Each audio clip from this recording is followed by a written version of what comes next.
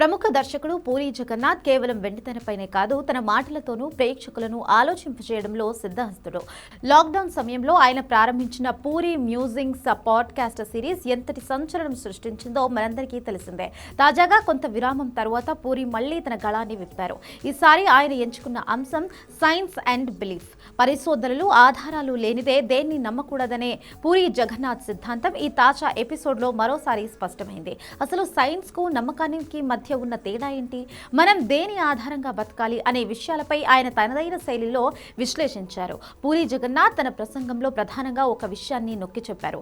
మనం ఈ ప్రపంచాన్ని శాస్త్రబద్ధంగా అర్థం చేసుకోవాలి తప్ప మనకున్న గుడ్డి నమ్మకాలు లేదా తరతరాలుగా వస్తున్న సాంప్రదాయాల ఆధారంగా కాదు అని ఆయన పేర్కొన్నారు. నమ్మకం కేవలం కథల నుంచి పుడుతుంది.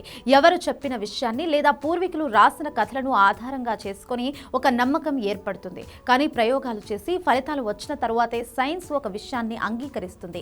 సైన్స్తో మీరు చంద్రమండలానికి వెళ్ళొచ్చు, కానీ నమ్మకంతో కేవలం స్వర్గానికి మాత్రమే వెళ్ళగలరు అంటూ పూరి చేసిన వ్యాఖ్య ఇప్పుడు నెట్టింట వైరల్ అవుతోంది.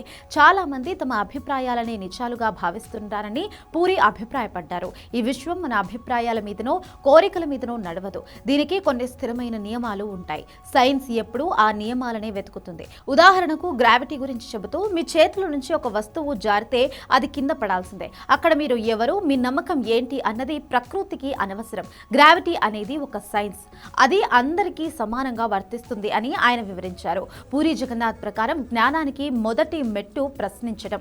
దేనిని గుడ్డిగా నమ్మకూడదు. సైన్స్ ప్రతి విషయాన్ని పరీక్షిస్తుంది, విశ్లేషిస్తుంది, ఆపైనే అంగీకరిస్తుంది.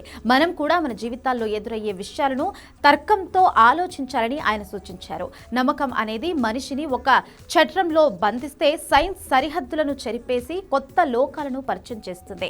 మనిషి ఎదుగుదల అనేది కేవలం వాస్తవాలను గ్రహించినప్పుడే సాధ్యమవుతుందని ఈ మ్యూజింగ్ సారాంశం.